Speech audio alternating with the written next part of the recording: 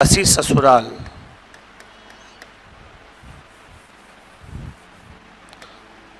खंड बुंदेले बाल,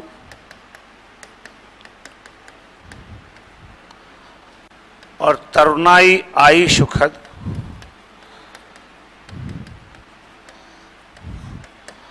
मथुरा बसी ससुराल।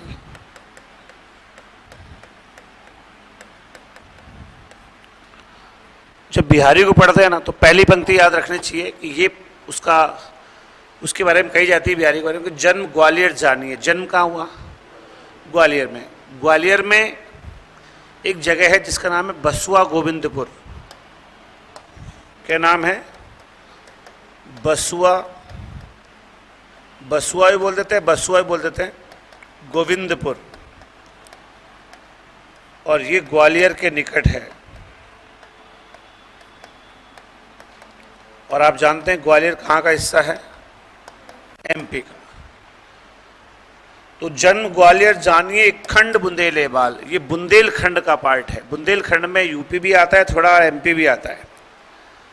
तरुणाई आई सुखद, और जवानी कहाँ पर आई? मथुरा बसी ससुराल।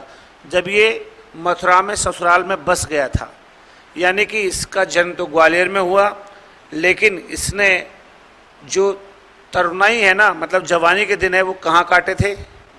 मथुरा में। इसको जवानी आई मतलब किशोर अवस्था से जवान हुआ था। कहाँ पर? मथुरा में।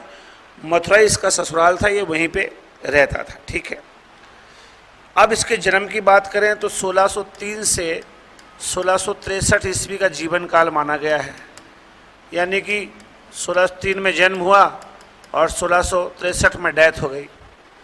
लेकिन डॉक्टर नगेंद्र से आप बात करेंगे तो डॉक्टर नगेंद्र जो है वो इनका जन्म मानते हैं 1595 ईस्वी।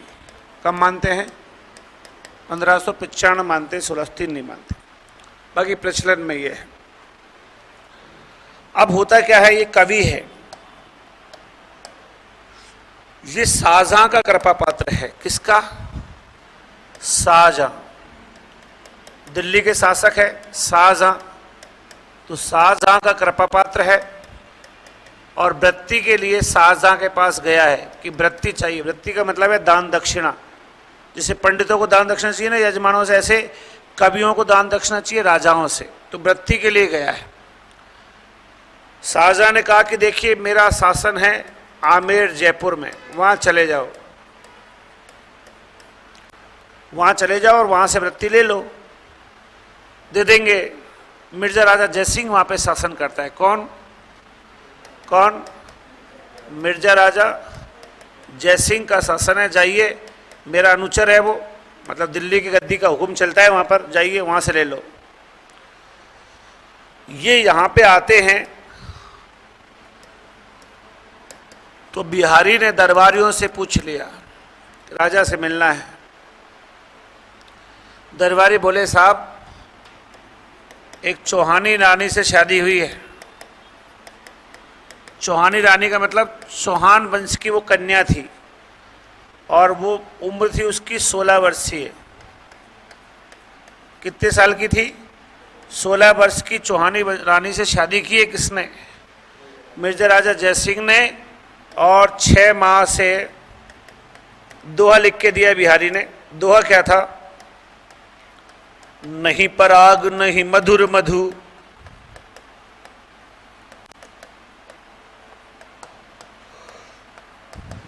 नहीं विकास यही काल,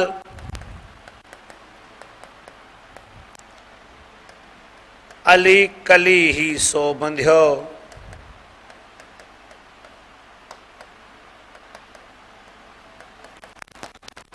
आगे कौन हवाल। नहीं पराग, राजा जयसिंह को इसने बोला भौरा। क्या बोला? भौरा, भ्रमर। और उसको कहा कि नहीं पराग, ना तो इसमें पराग है, मतलब मीठापन है। पराग जो होता है ना फूलों के ऊपर हल्के हल्के बूंद बूंद से होती है, वो पराग होता है, उनमें मीठापन होता है। तितलियां मधुमक्खियां उसी को लेती हैं। नहीं पराग नहीं मधुर मधु, ना तो इसमें पराग है ना इसमें मीठा शहद है। मतलब इसमें पराग भी नहीं है और मीठा शहद भी नहीं है, नहीं विकास ई काल, और ना ही इसका अभी विकास हुआ है। ये सब बात किसके लिए कही जा रही है? कली के लिए। कली जो होती है ना फूल की, उसमें कुछ भी नहीं होता, ना पराग होते, ना शहद होता, और ना उसका कोई पूरा विकास होता। विकास होने के बाद तो फूल बन जाती है। आगे कहा कि अली ए भौरे, मतलब मिर्जा राजा जय सिंह, कली ही सो बंधे हो। तो किससे बंध गया? कली। कली कौन? 16 वर्षीय चौहानी रानी। आगे कौन? हवाल। आगे फिर तेरा क्या होगा? जब तू कली से इतना प्रेम कर गया, तो कली जब आगे जाकर के फूल बनेगी तो तेरा क्या होगा? मतलब अभी ये मात्र 16 वर्षीय कन्या है, जब ये पूर्ण यौवना बनेगी तो फिर तेरा क्या होगा? और ये जैसे ही बिहारी के पास, बिहारी ने भिजवाया किसके पास? राजा रानी की आंखें खुली, होश आया, बात सही कह रहा है। दोनों महल से बाहर निकले। कौन था भाई जिसने ये दोहा लिख के भेजा?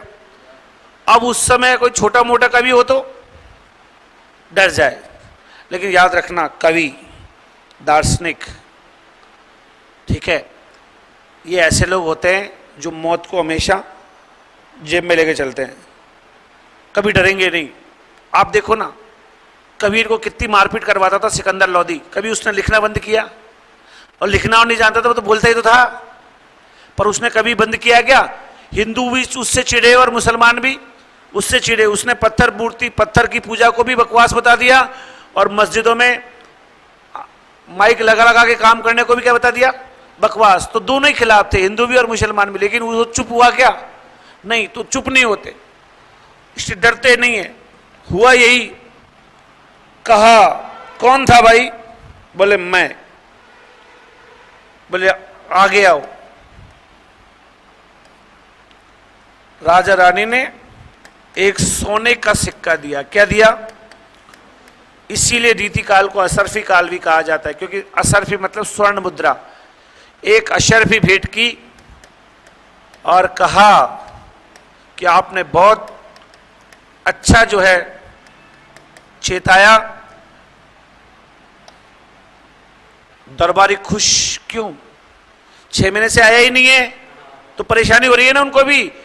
दरबारी खुश, ठीक है।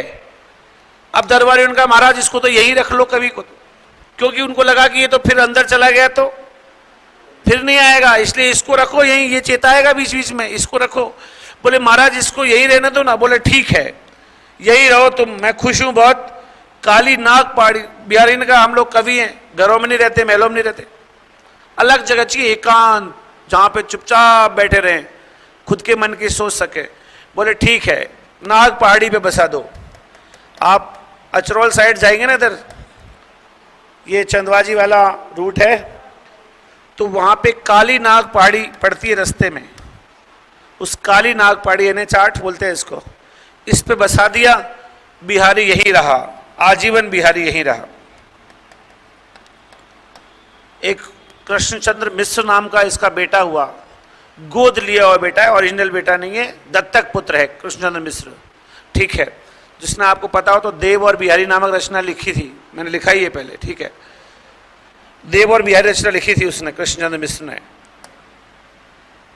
अब एक बात है, कहानी में आगे ट्विस्ट है मौत को लेकर के।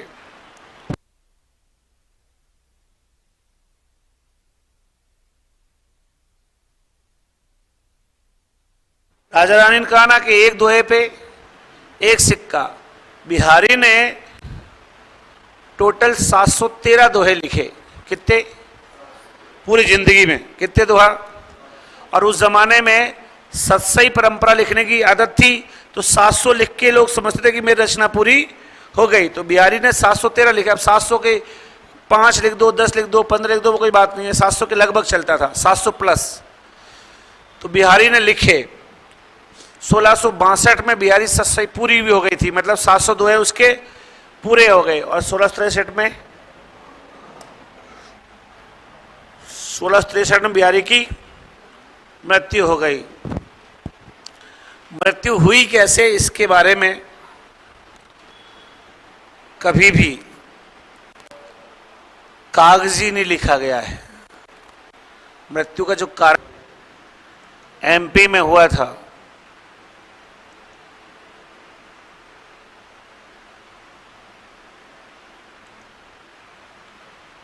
बसवा गोविंदपुर एमपी में हुआ था।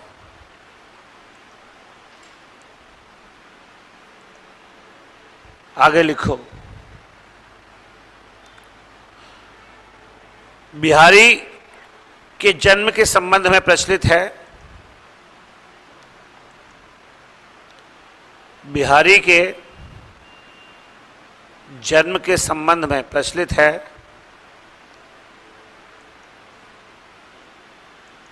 और ये पंक्ति लिख दो।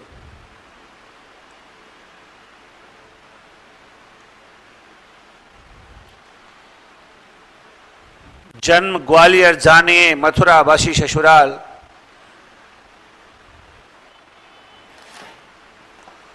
तरुणाई आई सुखद खंड बुंदेले बाल। वो उल्टा बोलो।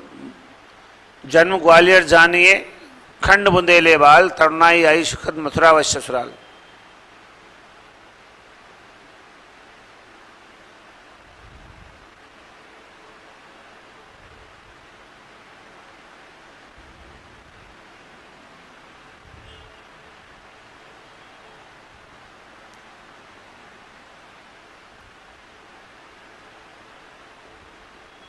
ठीक, ये बात हो गई। अब देखो, एक चाहो तो आप ये भी लिख सकते हो कि बिहारी के जो पिता है ना, उनका नाम है केशव राय। फिर पिता लिखो तो एक काम करो, गुरु का नाम भी लिख दो। पिता का नाम है केशव राय और फिर गुरु का नाम लिख दो आप। देखो, इनका गुरु का नाम महंत नरहरि दास को माना जाता है। ये नरहरि दास तुलसी वाला नहीं है। तुलसी के गुरु भी नरहरि दास थे ना, वो नहीं है। मैंने बाद में बात कर लूंगा, ठीक है। आगे लिखो, जीवन परिचय। जीवन परिचय।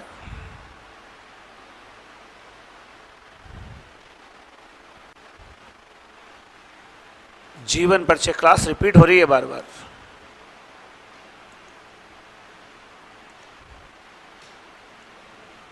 जीवन परिचय अब नहीं हो रही, अब देख लो, अब सही है।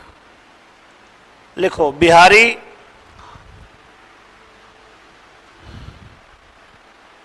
मिर्जा राजा जयसिंह के, सॉरी, बिहारी शाहजहां के, बिहारी शाहजहां के कृपा पात्र थे।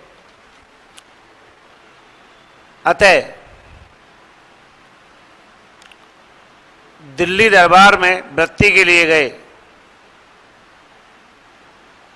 अतः दिल्ली दरबार में वृत्ति के लिए गए। वृत्ति का मतलब दान दक्षिणा।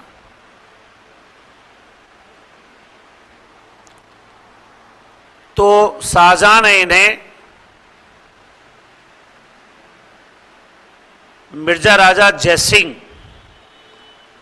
कोष्टक में आमेर जयपुर के पास भेज दिया।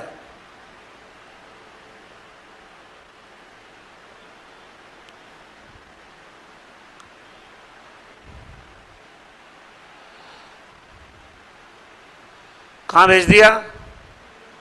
मिर्जा राजा जयसिंह आमेर जयपुर के पास भेज दिया।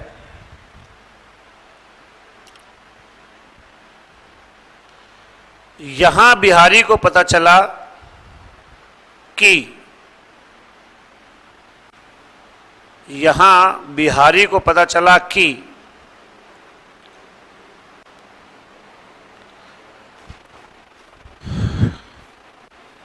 मिर्जा राजा ने 6 माह पहले कि मिर्जा राजा ने 6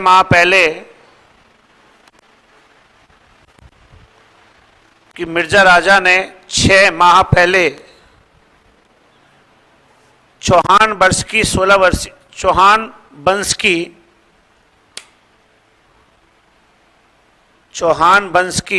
वर्षीय कन्या से शादी की है।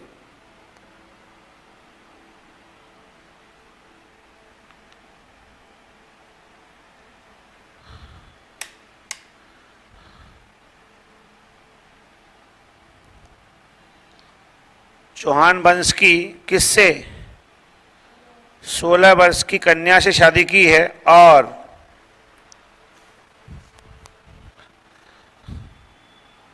तब से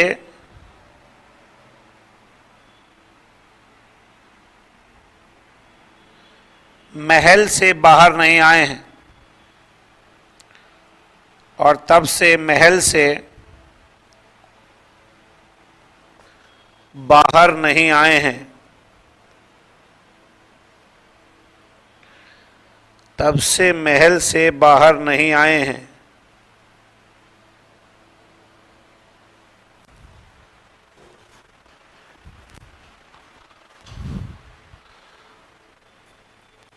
तो बिहारी ने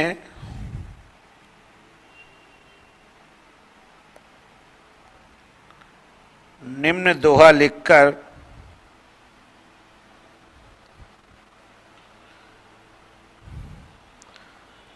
राजा तक अंदर पहुंचाया। तो बिहारी ने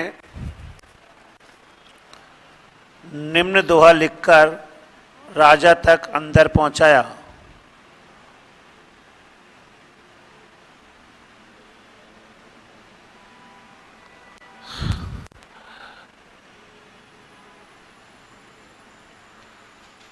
बिहारी ने निम्न दोहा लिखकर राजा तक अंदर पहुंचाया।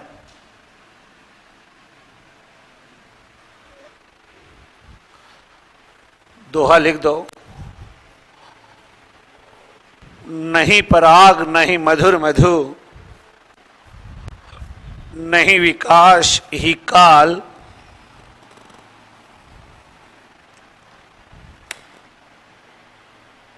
नहीं पराग नहीं मधुर मधु, नहीं विकास यही काल, अली कली ही सो बंध्यो,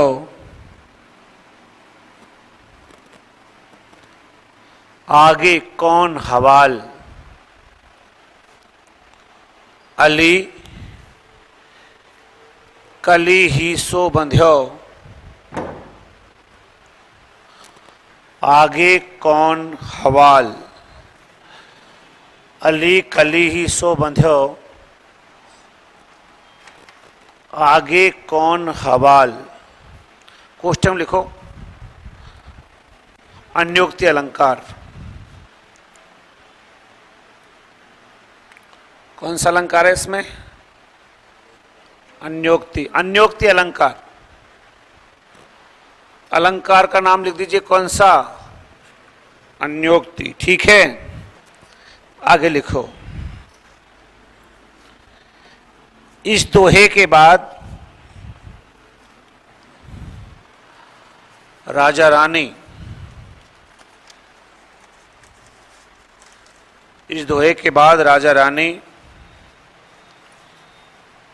महल से निकले और बिहारी को, महल से निकले और बिहारी को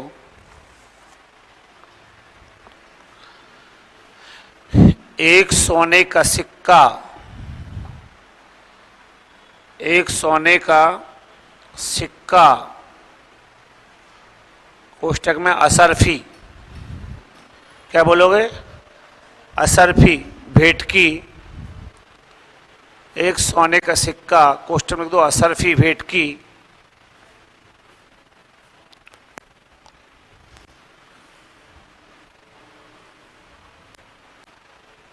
और भविष्य में,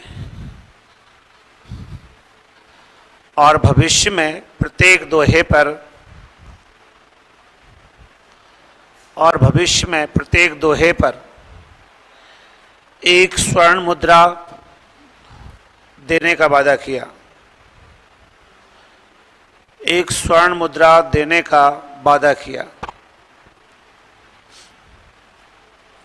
ठीक है, ये तो बात हो गई किसकी? जीवन परिचय से संबंधित। एक लाइन इसमें और लिख दो। बिहारी को काली नाग पहाड़ी नामक स्थान पर बसा दिया गया। बिहारी को कौन सी जगह? काली नाग पहाड़ी नामक स्थान पर बसा दिया गया। बिहारी को कालीनाग पहाड़ी नामक स्थान पर बसा दिया गया। बिहारी आजीवन यहीं रहे।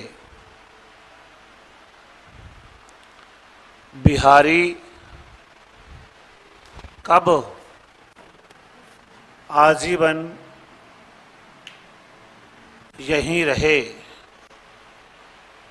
बिहारी आजीवन यहीं रहे। ये तो एक बात हो गई। ओके, अब अपन मुख्य बात करेंगे बिहारी की रचना पे। कौन सी रचना? बिहारी सतसई। और सारी कहानी उसी पर है। रीतिकाल का सबसे फेमस ग्रंथ है। आप थोड़ा सुनो। बिहारी की एकमात्र रचना कौन सी है? बिहारी सतसई। कब पूरी हो गई? 1662 में। ठीक। मुक्तक काव्य है। कैसा काव्य है? मुक्तक काव्य। एक मुक्तक काव्य में जितने गुण होने चाहिए बिहारी ने उसे चरमोत्कर्ष पे पहुंचा दिया है। ऐसा रामचंद्र शुक्ल ने कहा है कि मुक्तक काव्य में जो गुण होने चाहिए ना, बिहारी ने उसको कहाँ पहुंचा दिया? चरमोत्कर्ष पे पहुंचा दिया है। अगर प्रबंध काव्य एक विस्तृत वनस्थली है तो रामचंद्र शुक्ल ने चिंतामणि में लिखा है मुक्तक काव्य उसका एक चुना हुआ गुलदस्ता है। अगर प्रबंध काव्य को सिस्टमेटिक जो लिखते हैं उसको अपन पूरा वनस्थली बोल दें, पूरा बगीचा बोल दें, तो उस बगीचे के खास खास फूलों को छांट करके उसका गुलदस्ता बना दो, वो हो जाता है मुक्तक काव्य। यानी मुक्तक काव्य छांट छांट के लिखा होता है एक एक लाइन पे। प्रबंध में सिस्टमेटिक चलता है। समझ गए? कल्पना की समाहार शक्ति और भाषा का बेजोड़ नमूना जो है, कल्पना की समाहार शक्ति और भाषा की सामासिकता, भाषा को कितना ज़्यादा मिलाया जा सकता है, समास रूप दिया जा सकता है, इन दोनों का अगर कोई बेजोड़ नमूना है तो वो कौन सी है? बिहारी सतसई। ऐसा किसने कहा? रामचंद्र शुक्ल ने। उन्होंने ये भी कहा कि हाथीदांत के टुकड़े पर की गई महीन पच्चीकारी है।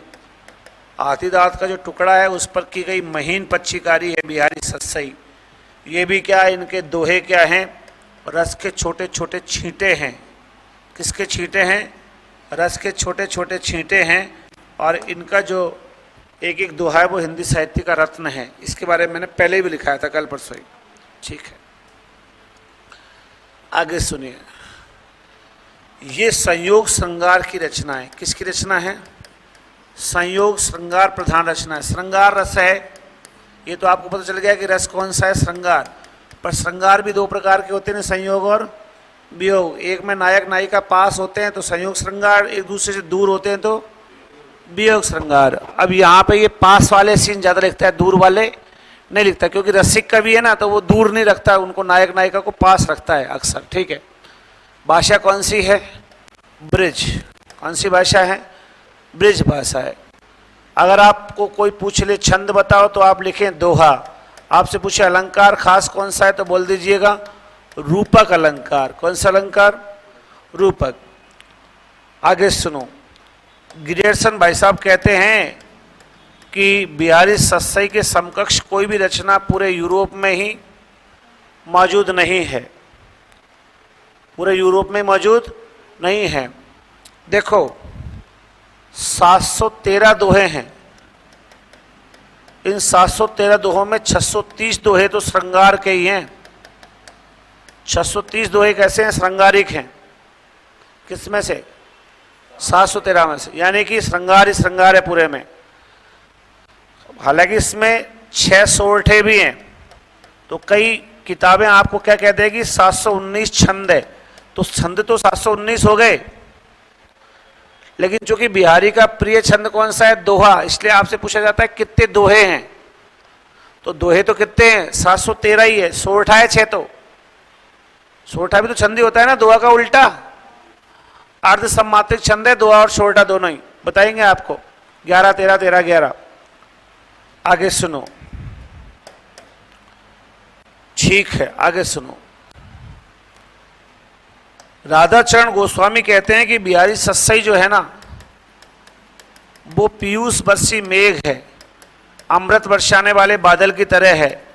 और जब पीयूष बरसी मेघ जब आच्छादित हो जाते हैं ना, तो उसके बाद सूरदास, तुलसीदास सबको ढक देते हैं ये। यानी बिहारी ऐसा बादल है कि ये जब आच्छादित हो जाए तो उसके बाद में सूरदास, तुलसीदास का प्रभाव भी कमजोर पड़ जाता है। ठीक है। पदम सिंह शर्मा जो है, उन्होंने बिहारी सत्सई की भूमिका लिखी है। उसमें उन्होंने कहा है भूमिका में कि बिहारी सत्सई है ना, वो शक्कर की रोटी है। क्या है जी? शक्कर की रोटी है। हजर प्रसाद द्विवेदी जो है वो कहते हैं कि बिहारी सत्सई काव्य रसिकों के हृदय का घर है, काव्य रसिकों के हृदय का घर है। बातें बहुत कुछ कही गई है किसके बारे में? बिहारी सत्सई के बारे में। शानदार रचनाएं, एक ही डंके की चोट पे।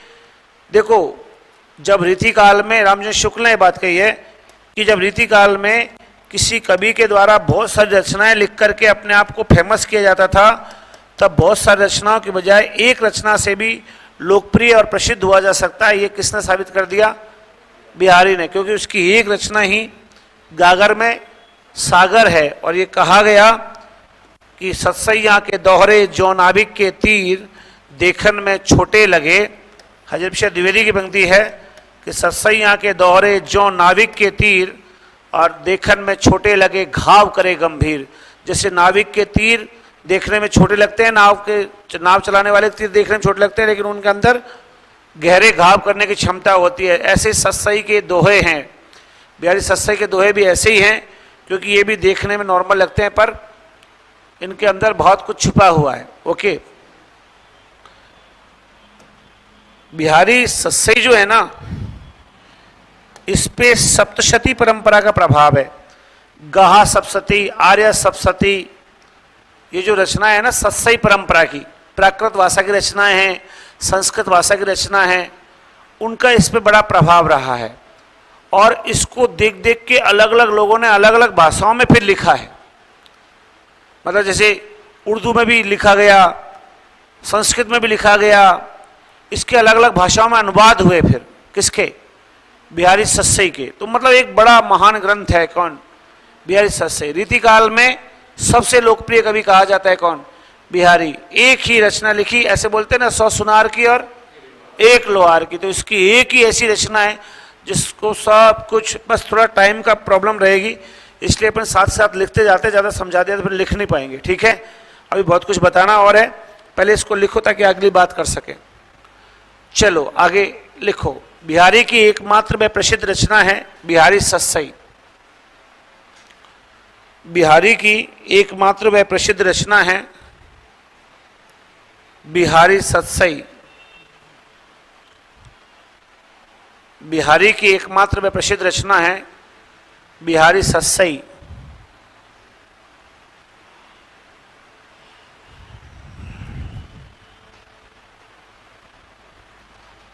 पूरी कब हो रही है? 1662 में लिखना कब शुरू किया? 1633 में। ऐसे लिखो। इसे बिहारी ने 1633 ईस्वी में, इसे बिहारी ने 1633 ईस्वी में लिखना शुरू किया था। इसे बिहारी ने 1633 ईस्वी में लिखना शुरू किया था और यह रचना 1662 ईस्वी में पूरी हो गई। और यह रचना 1662 ईस्वी में पूरी हो गई।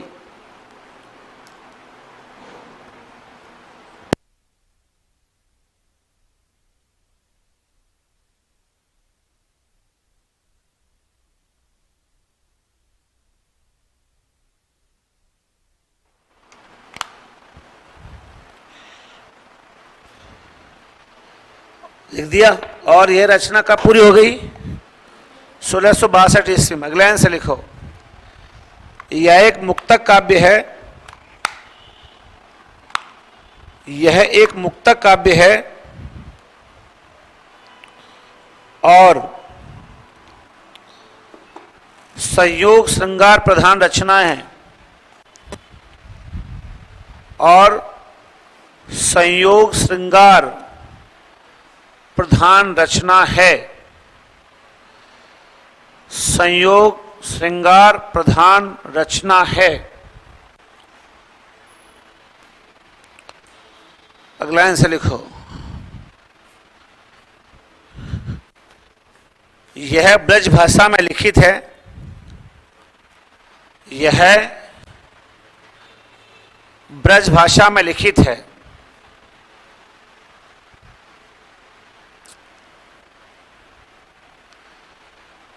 जो कि बिहारी के प्रिय छंद दोहा में है।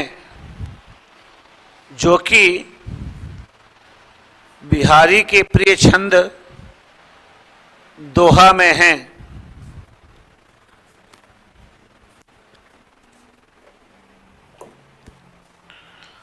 अगला लाइन से लिख दीजिएगा,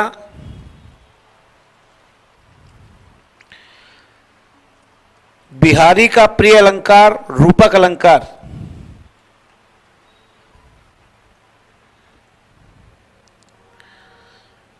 बिहारी का प्रिय अलंकार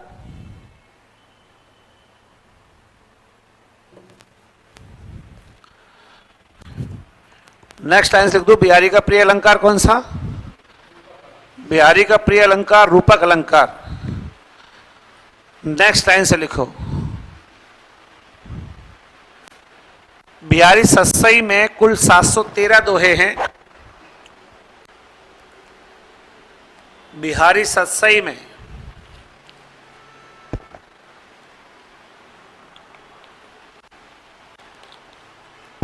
कुल 713 दोहे हैं,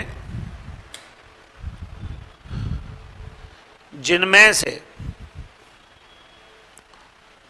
630 दोहे श्रृंगारिक हैं। जिसमें से 630 दोहे श्रृंगारिक हैं। 630 क्या है? श्रृंगारिक भी हैं।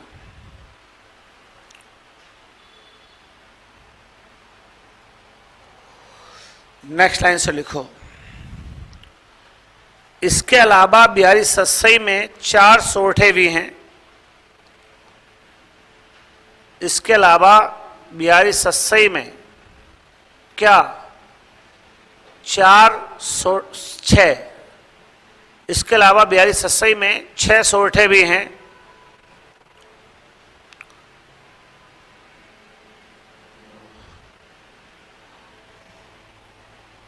अतः छंदों की कुल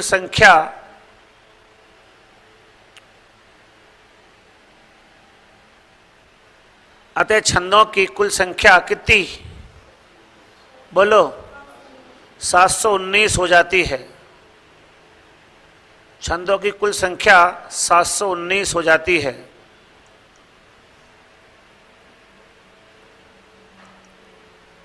ओके, हाँ या ना? इसके बाद अब पहले किसको लिखोगे? पहले इसी को लिख देते हैं। किसको? रामचंद्र शुक्ल को। ठीक है।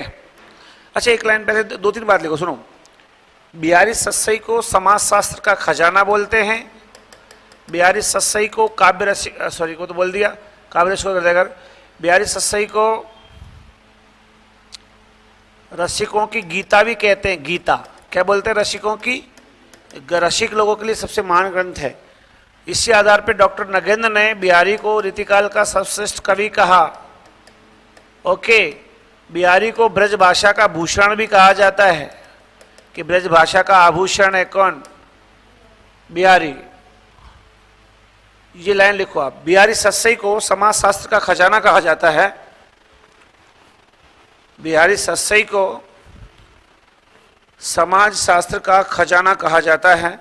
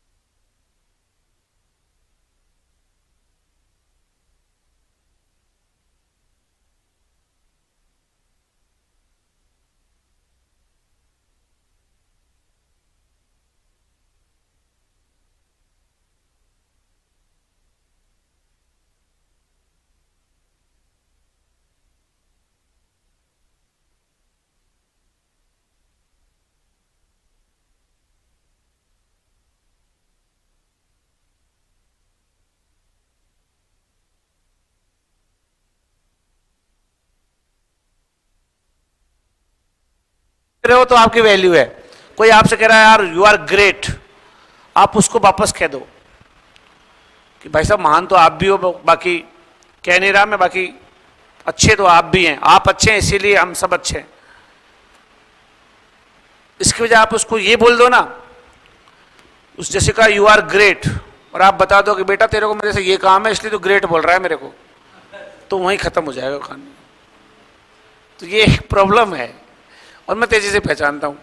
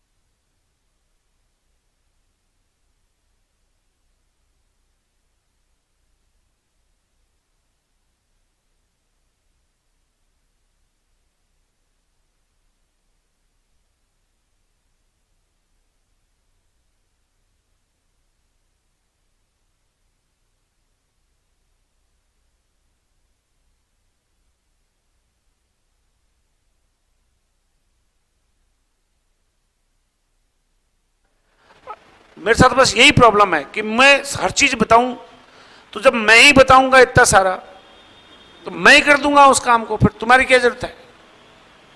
कई टाइपिस्ट बिठाता हूं तो वो टाइपिस्ट 100 मात्राएं उसमें गलत निकालता है, अब उसको फिर मैं सही करूं। अब जब मुझे ही सही करनी है तो टाइपिंग तो मेरे पे आती है, मैं ही कर लूंगा। तो क्या है कि ये भाग्य होते हैं कि अच्छे स्टाफ में आपको मिले। बाकी मैं तो सोचता हूं कि पैसे कितने लो लोग, लेकिन हमेशा ट्रेंड रखो, ट्रेंड रखो, और ट्रेंड आपको बहुत मिल जाएंगे, पर ट्रेंड में डेडिकेटेड लोग नहीं मिलते, वो घूमते रहते हैं कि कोई आप कह दो उससे कल कि मैं 500 रुपये ज्यादा दूंगा, कल आपके आ जाएंगे वहां छोड़ देंगे। बस ये एथिक्स लेस जीवन है। वरना ये पीडीएफ टाइम पे डालना, हालांकि डलता है हमारे यहाँ ऐप में, सारा टाइम पे होता है, लेकिन सारे काम मुझे ही करने पड़ते हैं अक्सर, क्योंकि वो जिनके भरोसे रहता हूं ना। अब वो कल एक लड़का वर्क फ्रॉम होम लगाया, अब उससे कहा कि आवाज में सुबह उठ के मैंने 6:15 बजे देखा है, तो कल का पीडीएफ नहीं डाला आज तक। अब वो बच्चों के तो फोन आएंगे ना बाद में, सब पीडीएफ नहीं है उसमें, अभी तो बच्चे कहेंगे नहीं, वो 2-4 दिन बाद कहेंगे, तब तक अपन से पीडीएफ मिस हो जाएगा। तो ये एक समस्या है कि अच्छे लोग कम रह गए। आजकल की दुनिया में कम से कम मेहनत में ज्यादा से ज्यादा पैसा कमा जाए, इस पे लोग ध्यान देते हैं। कभी भी ऐसा मत करो, जैसे मैं आपसे जितनी फीस ले रहा हूं ना, उससे 1.5 गुने रुपए का पढ़ाऊं तो मैं ग्रोथ होगी। अगर मैं उससे 75% पढ़ाऊंगा तो मेरी ग्रोथ नहीं होगी। जैसे कोई आपको 100 रुपए मजदूरी करवाता है ना, तो उसके लिए 150 का काम करके दो, तो वो आपको कभी नहीं हटा पाएगा। क्यों?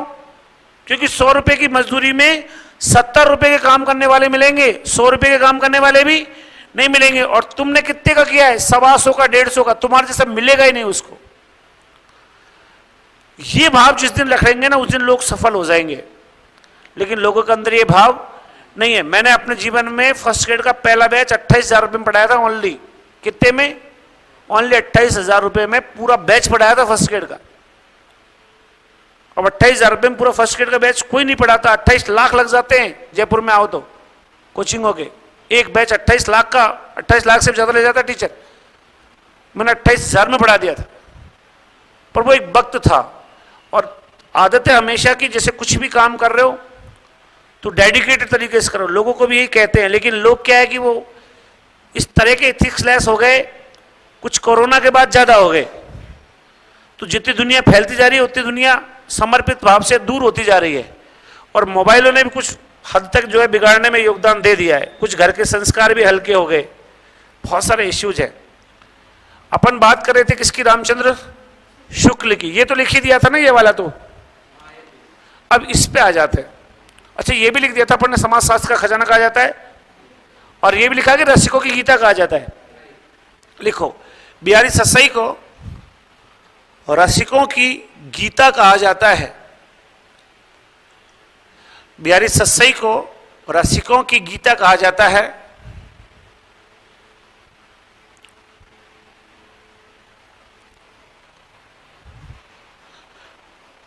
डॉक्टर नगेंद्र, एक मिनट, रसिक गीता कहा जाता है, लिख लिया? एक लाइन ये लिखो पहले। बिहारी को ब्रज भाषा का भूषण कहा जाता है। बिहारी को ब्रज भाषा का भूषण कहा जाता है। बिहारी को ब्रज भाषा का क्या? भूषण कहा जाता है।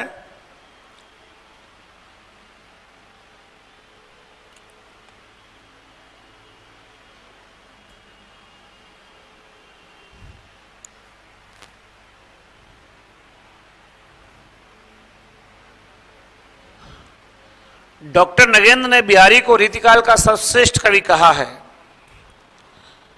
डॉक्टर नगेंद्र ने बिहारी को रीतिकाल का सर्वश्रेष्ठ कवि कहा है। डॉक्टर नगेंद्र ने बिहारी को रीतिकाल का सर्वश्रेष्ठ कवि कहा है।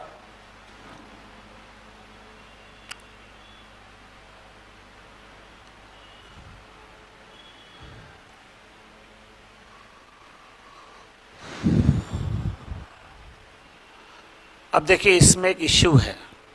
इश्यू क्या है? डॉक्टर नगेंद्र तो बोलते हैं कि बिहारी ध्वनिवादी आचार्य है। किस पे काम करता है? ध्वनि पर। और डॉक्टर नगेंद्र कहते हैं कि उसके जो दोहे हैं ना, उनमें ध्वनि पर, लय पर, तान पर ध्यान नहीं था, उसके दोहों में रस पे ध्यान था। किस पे ध्यान था?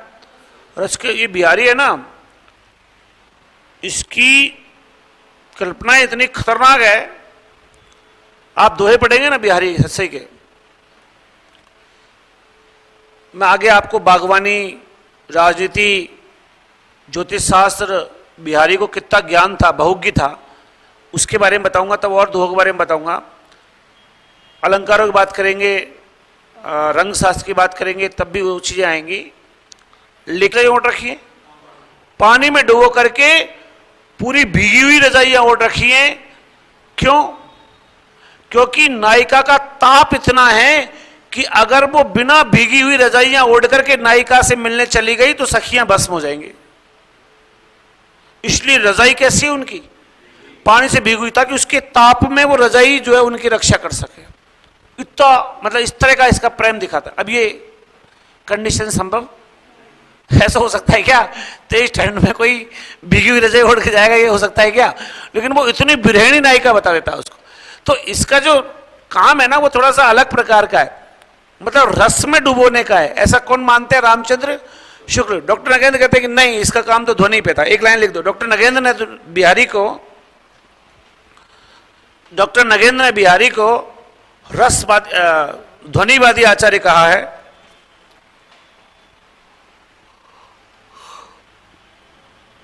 डॉक्टर नगेंद्र ने बिहारी को ध्वनिवादी आचार्य माना है, यह कहा है। जबकि रामचंद्र शुक्ल ने जबकि रामचंद्र शुक्ल ने बिहारी को रसवादी आचार्य माना है। जबकि रामचंद्र शुक्ल ने बिहारी को क्या? रसवादी आचार्य माना है। रसवादी आचार्य माना है। ठीक, इसके बाद आगे चलते हैं। अब इस पे आते हैं। पहले ये सारा शुक्ल है, इसको लिख लेते हैं, फिर औरों को लिख लेंगे। लिखो, अब वही लगाते जाना आचार्य रामचंद्र शुक्ल के अनुसार। वो शुक्ल शुक्ल बोलेगा। अब लिखो, आचार्य रामचंद्र शुक्ल के अनुसार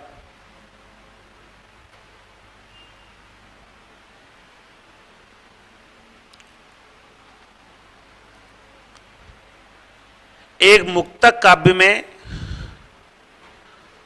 जो गुण होने चाहिए, एक मुक्तक काव्य में जो गुण होने चाहिए, वह बिहारी सस्सई में, एक मुक्तक काव्य में जो गुण होने चाहिए वह बिहारी सस्सई में चरमोत्कर्ष तक पहुंचे हैं। चरमोत्कर्ष तक पहुंचे हैं, इसमें कोई संदेह नहीं है। चरमोत्कर्ष तक पहुंचे हैं, इसमें कोई संदेह नहीं है।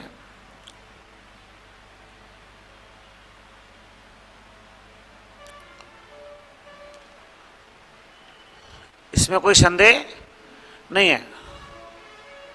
और आप कोष्टक में एक बात लिख दो, शुक्ल ने चिंतामणि में कहा था, शुक्ल ने चिंतामणि, इसकी रचना है ना, मनोविकार प्रधान निबंध होगी, तो चिंतामणि में कहा था, चिंतामणि रचना का नाम है, शुक्ल ने चिंतामणि में कहा था कि प्रबंध काव्य एक विस्तृत वनस्थली है। प्रबंध काव्य एक विस्तृत वनस्थली है, तो प्रबंध काव्य एक विस्तृत वनस्थली है, तो मुक्तक काव्य उसका चुना हुआ गुलदस्ता है। तो मुक्तक काव्य उसका चुना हुआ गुलदस्ता है। तो मुक्तक काव्य क्या है? उसका चुना हुआ गुलदस्ता है।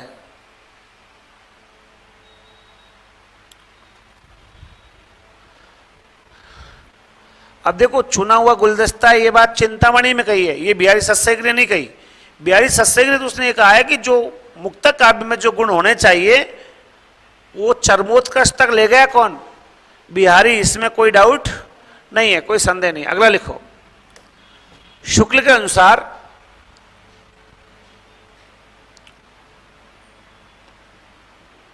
कल्पना की समाहार शक्ति व भाषा की सामासिकता का बेजोड़ नमूना बिहारी सस्सई है। कल्पना की समाहार शक्ति और भाषा की सामासिकता, कल्पना की समाहार शक्ति और भाषा की सामासिकता का बेजोड़ नमूना बिहारी सस्सई है।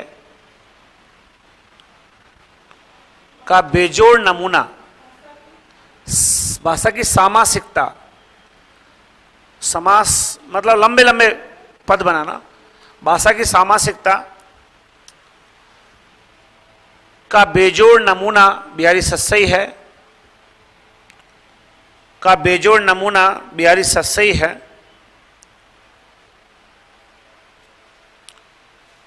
इसमें भक्ति, श्रृंगार और नीति की त्रिवेणी वही है।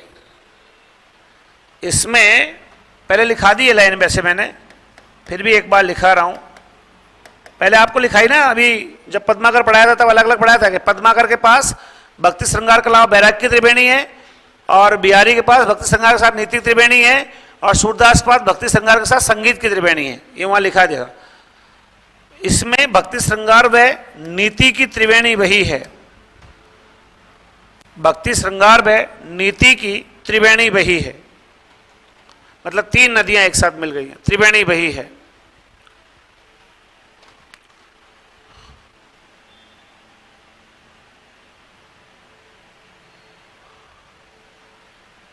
आगे चलें।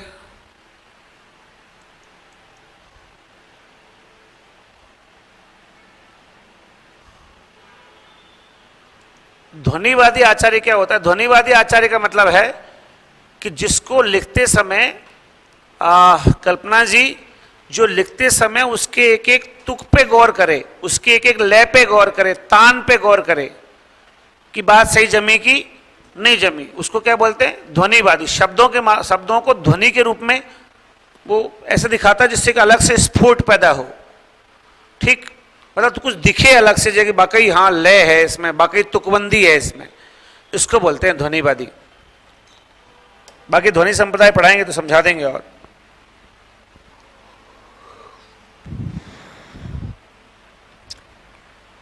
आगे लिखो।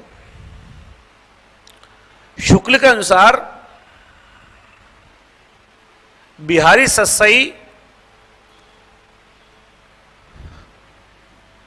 हाथी दांत के टुकड़े पर एक महीन पच्चीकारी है। पच्चीकारी, बिहारी सस्सई हाथी दांत के टुकड़े पर की गई महीन पच्चीकारी है। हाथी दांत के टुकड़े पर की गई महीन पच्चीकारी है। महीन पच्चीकारी है। इनके दोहे क्या हैं? रस के छोटे छोटे छींटे हैं। इनके दोहे क्या हैं? रस के छोटे छोटे छींटे हैं।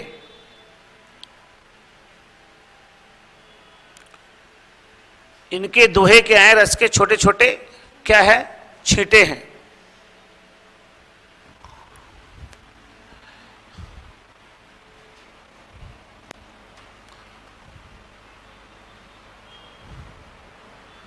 अगले से लिखो।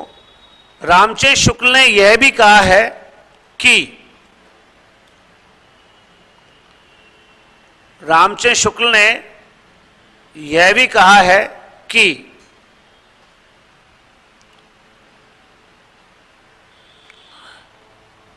डैश लगा के लिखो। यह बात साहित्य क्षेत्र में, एक लाइन लिखो, यह बात साहित्य क्षेत्र में, यह बात साहित्य क्षेत्र में इस तथ्य की स्पष्ट घोषणा करती है, इस तथ्य की स्पष्ट घोषणा करती है कि किसी कवि का यश,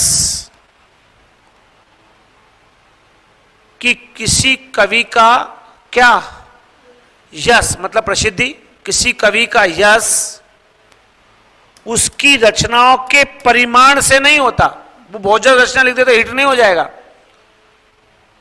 उसकी रचनाओं के किससे? परिमाण से नहीं होता, बल्कि परिमाण से नहीं होता बल्कि गुण के हिसाब से होता है। गुण के हिसाब से होता है।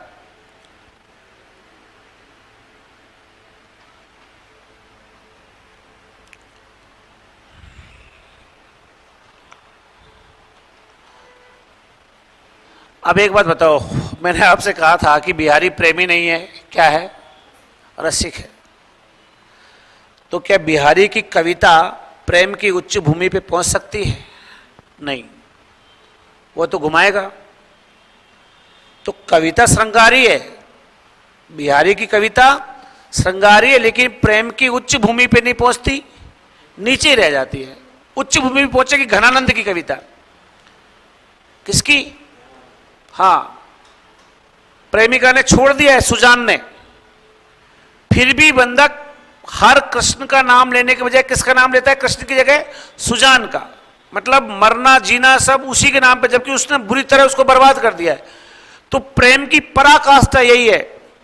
देख लैला तेरे मजनू का कलेजा क्या है खाक में मिलके भी कहता है कि बिगड़ा क्या है, मिट्टी मिल गया फिर भी क्या कह रहा है, कुछ बर्बाद नहीं हूं मैं तो ठीक हूं। तो ये प्रेम की पराकाष्ठा है। तो पराकाष्ठा में प्रेमी लोग आएंगे, रसिक लोग तो नहीं आएंगे। और जब मैंने ये लिखा दिया कि बिहारी सत्सई रसिकों की गीता है, प्रेमियों की गीता तो नहीं है, ठीक है, तो एक लाइन ये भी लिख दो, शुक्ल ने कहा है कि उनकी कविता श्रृंगारी है। शुक्ल ने कहा है कि उनकी मतलब बिहारी की, कि उनकी कविता श्रृंगारी है, पर उनकी कविता कैसी है, श्रृंगारी है, पर प्रेम की उच्च भूमि पर नहीं पहुंच पाती है। पर प्रेम की उच्च भूमि पर नहीं पहुंच पाती है। प्रेम की उच्च भूमि पर नहीं पहुंच पाती है।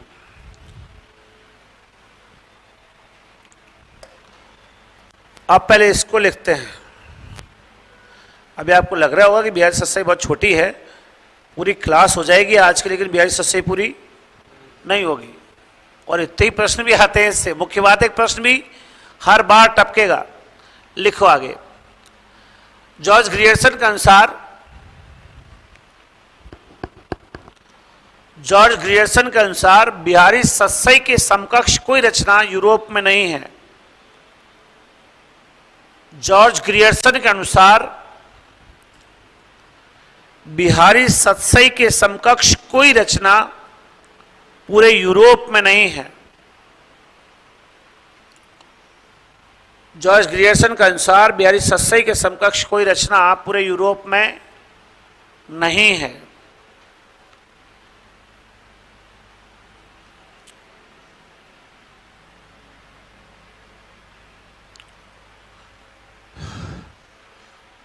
अगला लाइन से लिखो। राधाचरण गोस्वामी के अनुसार राधाचरण गोस्वामी के अनुसार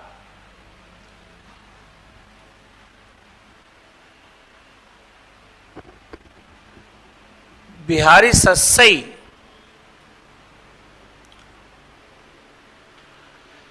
एक पीयूष बरसी मेघ है। बिहारी सत्सई एक पीयूष बरसी, अमृत बरसाने वाला बादल, पीयूष बरसी मेघ है, जिसके आच्छादित होते ही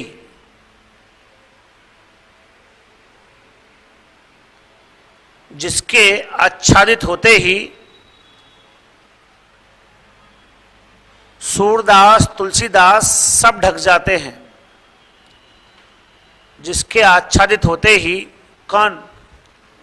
सूरदास तुलसीदास सब ढक जाते हैं।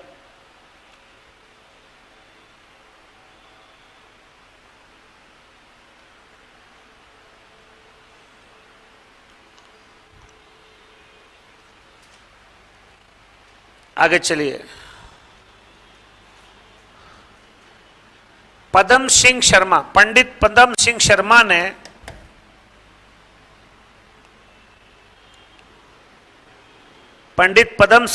ने बिहारी सत्सई की भूमिका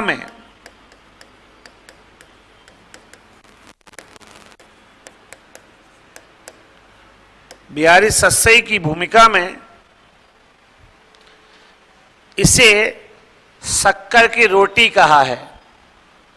किसकी रोटी? मजे आते हैं ना खाने में, बचपन में खाई होगी ना शक्कर की रोटी। रोटी में शक्कर भर के और क्रीम रोल बना के जो खाते हैं, ऐसा आनंद है। मतलब इसमें देसी प्रेम है, कुल मिलाकर देहातीपन इसमें मौजूद है। आगे चलिए। हजारी प्रसाद द्विवेदी ने बिहारी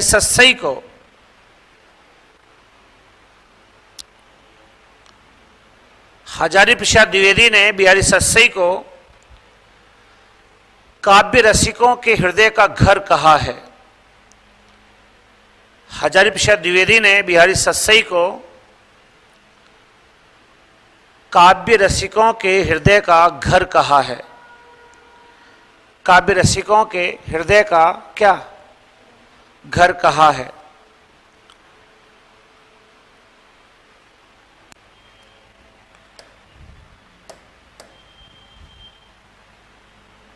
अगले लाइन से लिखो। ये ना सत्सैया के दोरे, ये पंक्ति महावीर प्रसाद द्विवेदी की है, हजारी की नहीं है। किसकी है? महावीर प्रसाद द्विवेदी की। एक लाइन लिखा रहा हूं मैं, पहले रुको। ऐसे लिखो, बिहारी सत्सई को गागर में सागर कहा जाता है। बिहारी सत्सई को गागर में सागर कहा जाता है।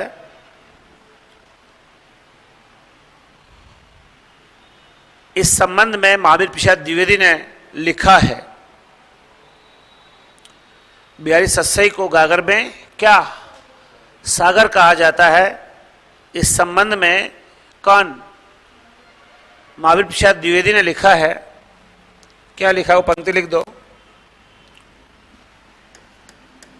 सतसैया के दोहरे, जो सत्सई के दोहे हैं ना, जो नाविक के तीर, ये क्या है? नाविक के तीरों की तरह हैं। देखन में छोटे लगे, घाव करे गंभीर।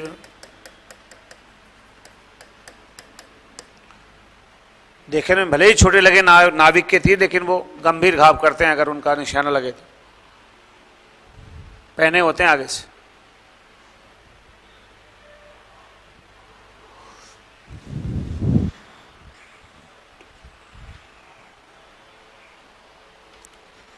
देखन में छोटे लगे और घाव करे गंभीर।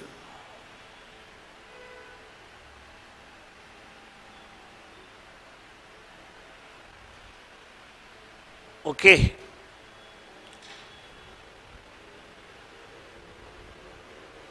अब सुनो। अब अपन बात करेंगे बिहारी सत्सई पे टीकाओं की। किसकी बात करेंगे? टीका। देखो, बाकी बहुत सारी बातें भी लिख लेंगे। बिहारी हेडिंग डालो, बिहारी सत्सई पर टीकाएं।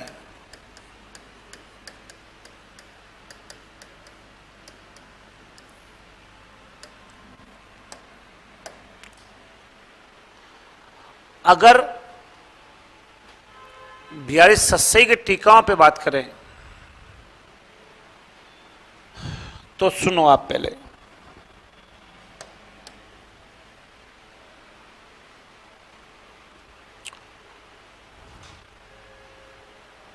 सुने, देखो, एक इनका बेटा है जिसका नाम है निरंजन कृष्ण, या इसको बोलते हैं कृष्ण कवि।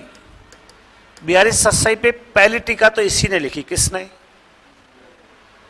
अच्छा, रामचरितमानस के बाद अगर सबसे ज्यादा टीकाएं लिखी गई तो किस पे लिखी गई? बिहारी सत्सई। टीका का मतलब शॉर्ट नोट, उस रचना के बारे में संक्षिप्त में। इसने क्या किया, जितने भी छंद थे ना, वो दोहे थे बिहारी सत्सई के, उनको सबैया में बदल दिया। किसने बदल दिया? दोहों की जगह सबैया बना बना के लिख दिए। किसने? आगे सुनो। एक आई थी अमर चंद्रिका, ये टीका लिखी सुरति मिश्र ने। किसने लिखी? सुरति मिश्र ने। एक आई थी लाल चंद्रिका, ये लिखी लल्लू लाल ने। एक आई थी बिहारी बिहार, अंबिका दत्त व्यास।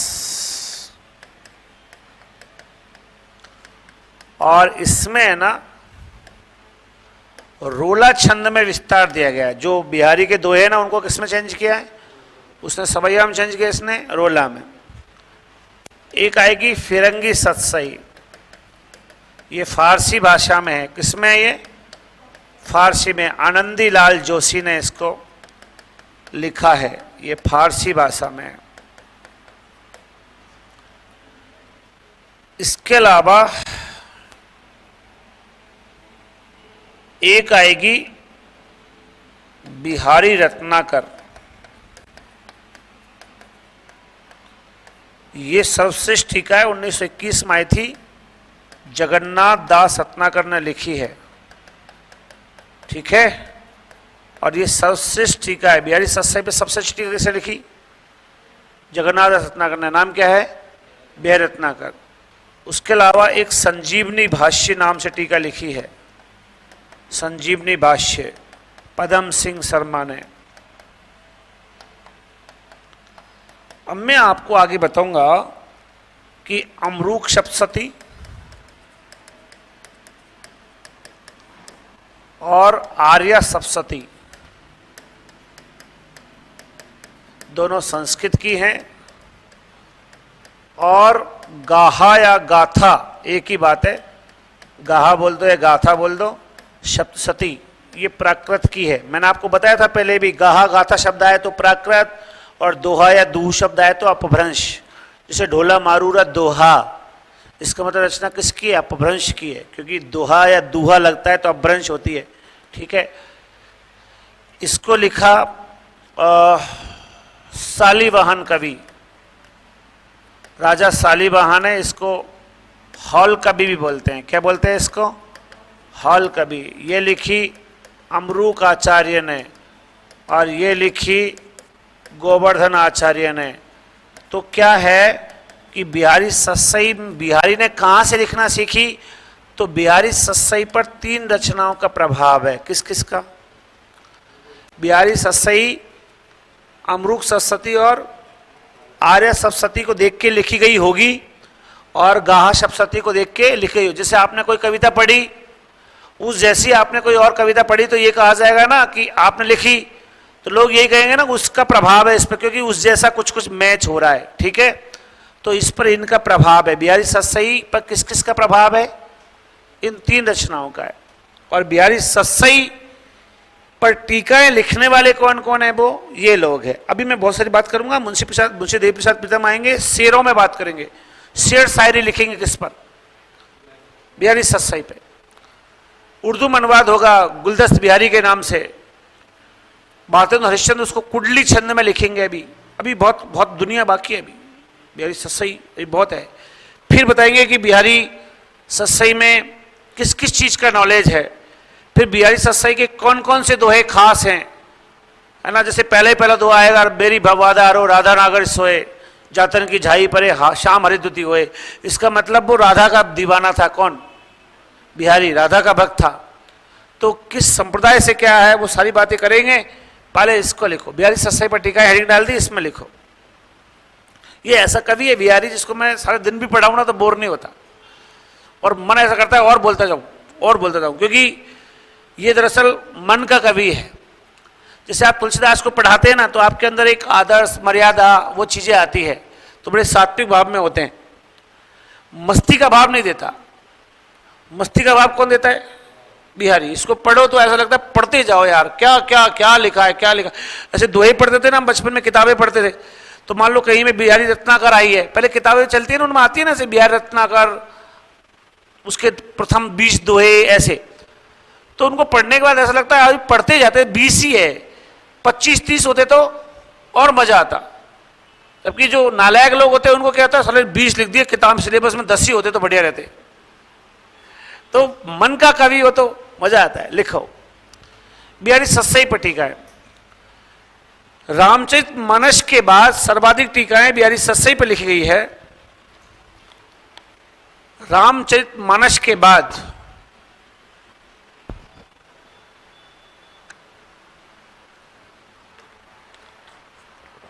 सर्वाधिक टीकाएं बिहारी सत्सई पर लिखी गई हैं। रामचरितमानस के बाद सर्वाधिक टीकाएं किस पर? बिहारी सत्सई पर लिखी गई हैं।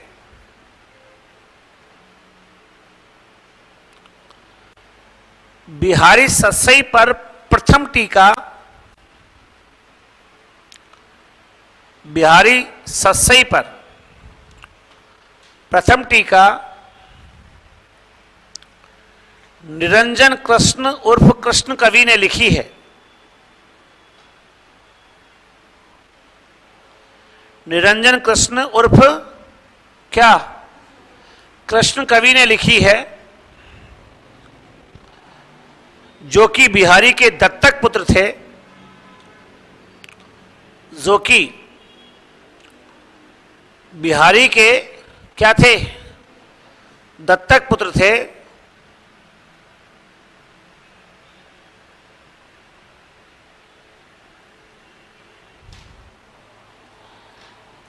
इन्होंने बिहारी के दोहों को सबैया छंद में विस्तार दिया है।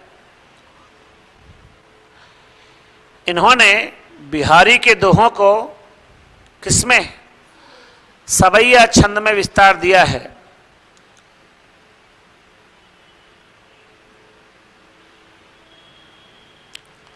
सबैया छंद में विस्तार दिया है।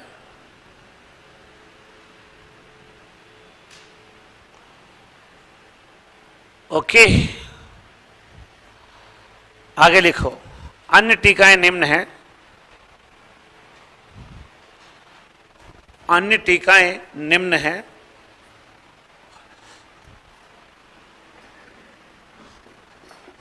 लिख दो।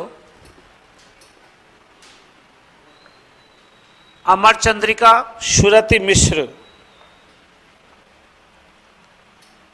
अमर चंद्रिका किसने लिखी? सुरति मिश्र।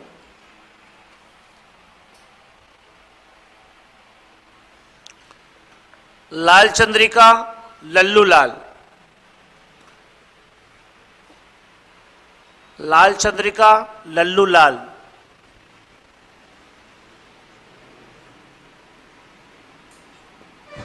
अगला बोलो क्या? बिहारी बिहार।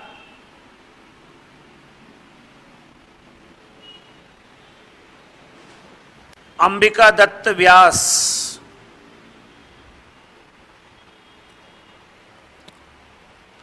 क्या लिखोगे इसमें? बिहारी के दोहों का रोला छंद में विस्तार। बिहारी के दोहों का किसमें? रोला छंद में विस्तार। बिहारी के दोहों का रोला छंद में विस्तार। अगला बोलो। फिरंगी सस्सई किसने लिखी? आनंदीलाल जोशी। पंडित जी हैं पर फारसी में लिख रहे हैं। लिख दो, फारसी भाषा में रचित है।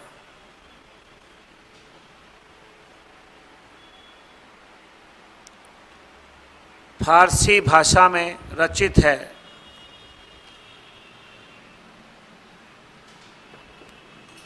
अगला लिखो, बिहारी रत्नाकर। पहले कोष्टक में इसका नाम लिखो, जगन्नाथ दास रत्नाकर। बिहारी रत्नाकर, कोष्टक में नाम लिखो क्या? जगन्नाथ दास रत्नाकर।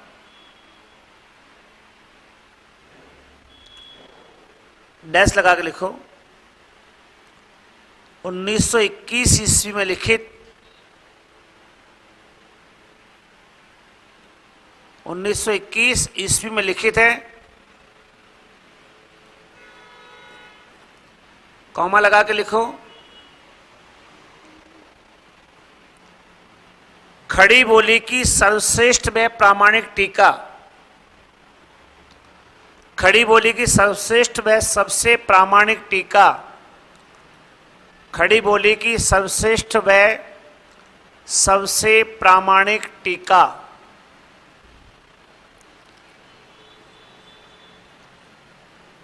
सर्वश्रेष्ठ भी और सबसे प्रामाणिक भी है।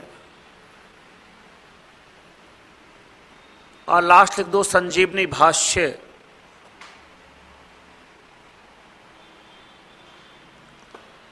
संजीवनी भाष्य।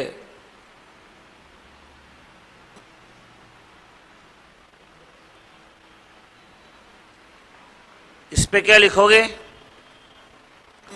पदम सिंह शर्मा।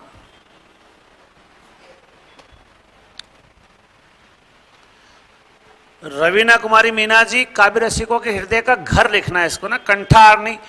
काव्य रसिकों का कंठार वो है पद्माकर की रचना है ना, जगत विनोद, उसके लिए कहा गया था काव्य रसिकों कंठार।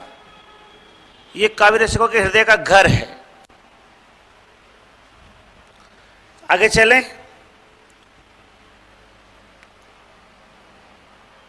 अच्छा एक बात सुनिए, इसको लिखाते हैं, रुको। जो बिहारी सस्सई है ना, इसकी जो राधा है ना, वो बोलती बहुत है। किसकी? बिहारी खुद ही रसिक है ना, तो रसिक लोग बोलते बहुत है। जैसे किसी ने लाल कपड़ा पहने कोई लड़की निकली तो दूसरा कहेगा मेरे को भाई साहब आजकल लाल कपड़े पसंद है, बोले मेरा मफलर लाल है, जबकि उसको उसके मफलर से कोई मतलब नहीं, उसको तो उस पर कमेंट करना है। तो ये रसिक लोग होते हैं, बोलते जाते हैं। और प्रेमी होते हैं, वो कहीं कोने में बैठ के रो रहे होते हैं अकेले ही, उसने मेरे साथ बहुत बुरा किया, बुरा तो भगवान भी करेगा उसका, मन ही मन में सोचते रहते हैं। तो सूरदास क्या सीधा साधा आदमी है, तो उसकी राधा बोलती ही नहीं है। और बिहारी कैसा है? रसिक टाइप है, तेज तरह, तो उसकी राधा बार बार बोलती है। तो एक लाइन आपको लिखनी है कि सूरदास की राधा मूक है, जबकि बिहारी की राधा बाचाल है। बाचाल का मतलब ज्यादा बोलती है, समझ गए? लिखो, ये लाइन लिखो पहले। सूरदास की राधा मूक है, जबकि बिहारी की राधा बाचाल है।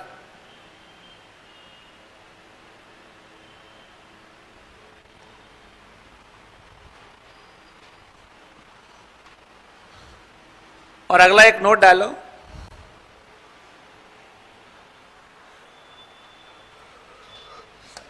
देखो बिहारी सस्सई है ना, इस पर खैर मूक और बाचाल की बात तो अलग हो गई। मुंशी देवी प्रसाद होंगे एक, कौन, क्या नाम है? मुंशी देवी प्रसाद। इसने बिहारी सस्सई का अनुवाद कर दिया शेरों में, शेर शायरी में।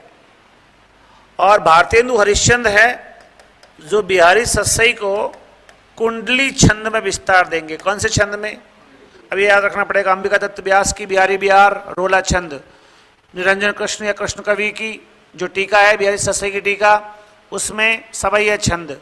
और भारतेंदु हरिश्चंद्र ने बिहारी सस्सई पे कौन छंद लिखे? कुंडली छंद। समझ रहे हैं ना? लोग अलग अलग चेंज सब किसको कर रहे हैं? दोहा को, क्योंकि लिखी तो किसमें? दोहा में, पर उसको छंद अलग अलग लोग बना रहे हैं। मैं मान लो मैं जिस छंद में पसंद करता हूं, मैं उस छंद में लिख रहा हूं उसको। ठीक है, लिखो। मुंशी देवी प्रसाद ने बिहारी सस्सई पर शेर लिखे हैं, या बिहारी सस्सई का अनुवाद शेरों में किया है। मुंशी देवी प्रसाद ने बिहारी सस्सई का अनुवाद शेरों में किया है, शेर शायरी में शेरों में किया है। और भारतेंदु हरिश्चंद्र ने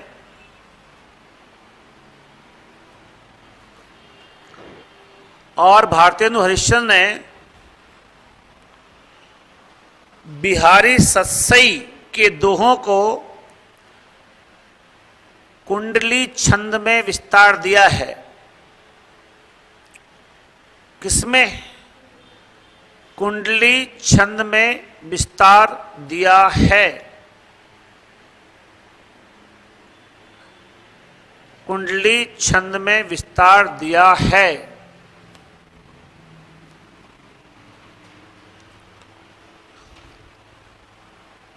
अब अपन इधर, ये तो हो गया था, अपन इधर आएंगे अब, है ना? अच्छा एक बात सुनो, जो वो था ना, वो कौन, मिर्जाराज जयसिंह था, जयसिंह का बेटा कौन था? राम सिंह। जयसिंह का बेटा कौन था? तो राम सिंह का काव्य शिक्षक भी था कौन? बिहारी। मतलब बिहारी ने ही सिखाया था किसको? काव्य का ज्ञान किसको दिया था? राम सिंह को। पहले ऐसे होते थे, अगर उस जमाने में जीवित होता तो मैं भी किसी राजा के दरबार में उसके बेटों का काव्य शिक्षक होता। कहीं न कहीं किसी न किसी के बेटे बेटी को काव्य छंद रस अलंकार उसका ज्ञान देने के लिए, मतलब उसको जो है ना साहित्य नहीं जानता ना, उसको दुनिया में बहुत चीजें नहीं आती। जिसको साहित्य नहीं आता ना, वो छोटी छोटी बात पे चिड़चिड़ा हो सकता है, उसके अंदर मैच्योरिटी का अभाव होता है। आप देखिए साहित्यकार लोगों के, मतलब आप जैसे किसी के बाल बड़े हुए हैं, किसी की दाढ़ी बेतरतीब है, कोई झोला लेके चल दिया तो कोई फर्क नहीं पड़ रहा। ये काम आप और लोगों से उम्मीद नहीं कर सकते। जैसे कोई बाबू बन गया ना तो उसकी शर्ट की प्रेस नहीं टूटेगी, क्योंकि वो उसी माहौल में रहा है, तो उसको वही चीज लगती है कि ये कपड़े अच्छे पहनना जरूरी है, चश्मा अच्छा लगाना जरूरी है। लेकिन जो साहित्यिक व्यक्ति होगा वो चप्पल में चल देगा कवि सम्मेलन करने, कोई फर्क नहीं पड़ता उसके। तो साहित्य जो है ना, उसके बिना मैच्योरिटी नहीं आती। तो जितने भी राजा होते थे ना, वो अपने दरबार में साहित्यकारों को रखते थे, क्योंकि साहित्यिक लोग सही बात बोलते हैं, बाकी और लोग तो क्या मक्खन लगा के बात करते हैं। भाई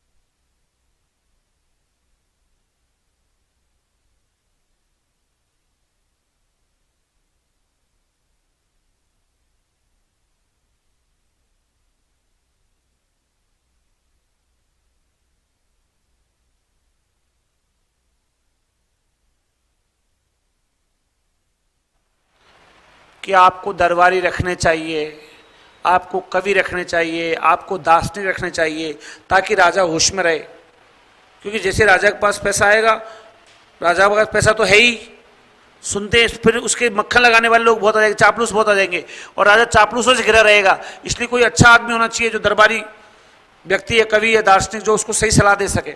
इसलिए हर दरबार में काव्य शास्त्र का नॉलेज, साहित्य का नॉलेज, संगीत का नॉलेज देने की परंपरा थी। तो राम सिंह को भी ये सब सिखाया जाए ताकि राम सिंह जब राजा बने तो मैच्योर राजा हो। तो इसलिए क्या किया गया, बिहारी को उसका काव्य शिक्षक लगाया गया। किसका? लिख लो, बिहारी मिर्जा राजा जयसिंह के पुत्र राम सिंह के काव्य शिक्षक थे। बिहारी मिर्जा राजा जयसिंह के पुत्र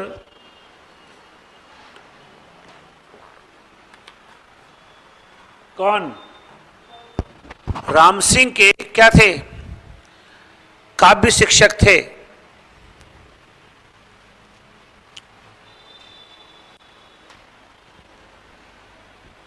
इसके बाद अब ये इस पे लिखो,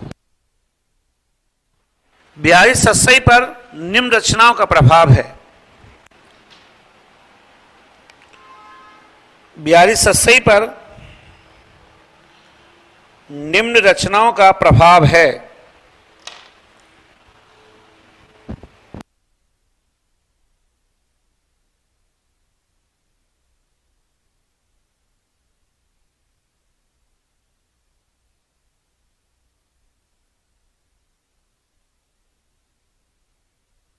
निम्न रचनाओं का प्रभाव है। ये दोनों रचनाएं किसकी हैं? संस्कृत की। ये किसकी है? प्राकृत की। तो लिख दो, अमरूक सप्तशती अमरूक आचार्य ने लिखी है। अमरूक सप्तशती आचार्य अमरूक।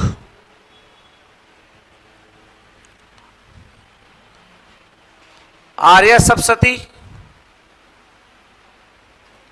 गोवर्धन आचार्य। गोवर्धन आचार्य। और ये दोनों रचनाओं का क्या लिखोगे? किसकी रचना है ये? संस्कृत की।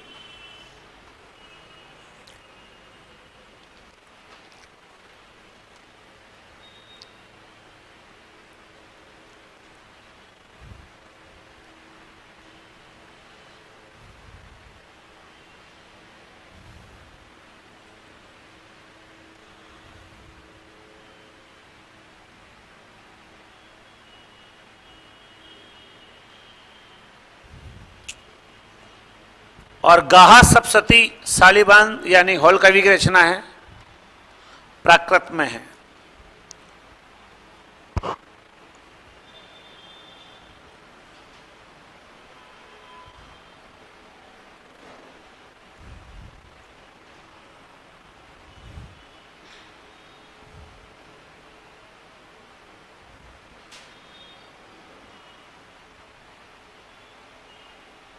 ठीक है।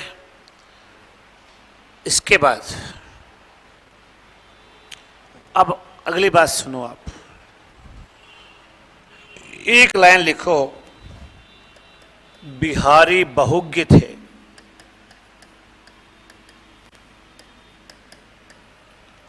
बहुज्ञ का मतलब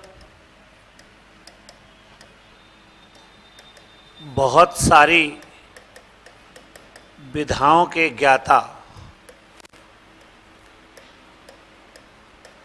ज्ञा का मतलब जानने वाला, ज्ञाता।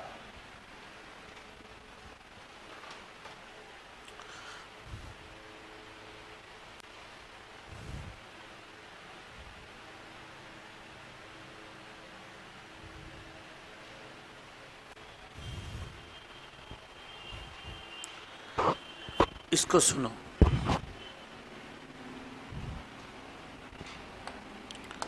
नंबर 1, ये एग्जाम में आया हुआ है पहले। मेरी भव बाधा हरो, बिहारी ससई का पहला है। राधा नागरी सोए,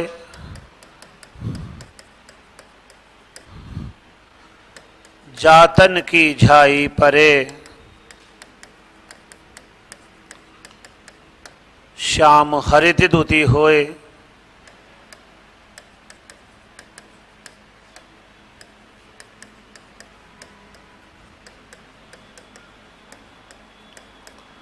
इसमें 2 बात लिखनी है। एक तो ये कि ये किसका ज्ञान है, रंग शास्त्र का। और ये भी याद रखना कि ये प्रथम दोहा है किसका, सतसई का। ठीक है। और इससे किसका ज्ञान मिलता है, रंग शास्त्र का ज्ञान मिलता है। एक बार लिखो, मैं समझा रहा हूं।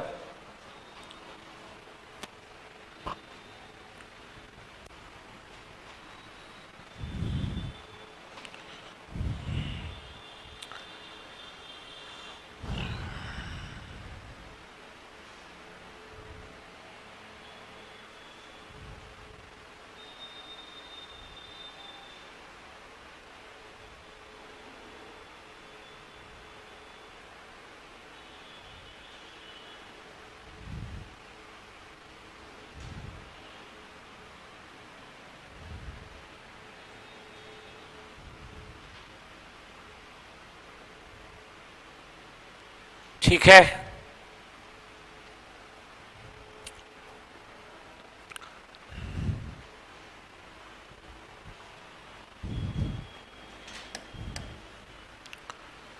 मेरी भव की बाधाओं को हरो, मेरी संसार की जो बाधा है ना, सांसारिक परेशानियां, उनको मिटाओ। कौन, राधा नागरी, चतुर राधा जी। नागरी मतलब चतुर, चतुर राधा जी मेरी संसार की परेशानियों को हरो। सोए मतलब ऐसी, ऐसी चतुर राधा, ऐसी चतुर राधा जी मेरी संसार की परेशानियों को हरे।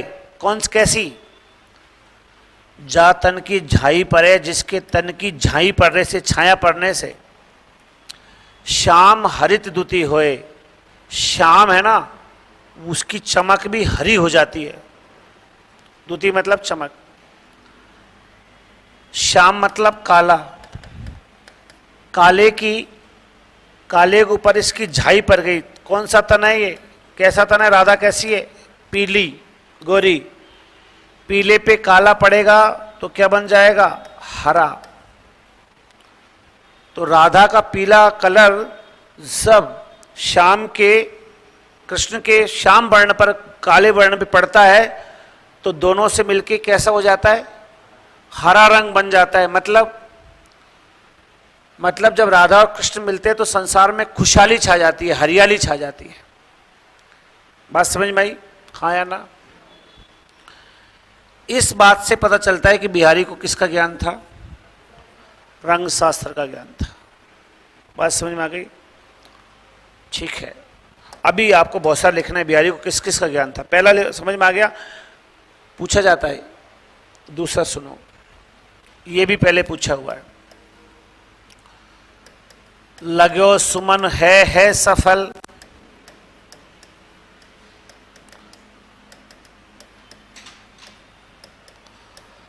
आतप रोष निवार,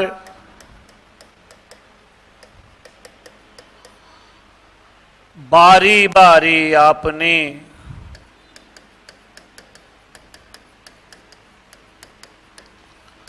सींच सुहृदय बारी।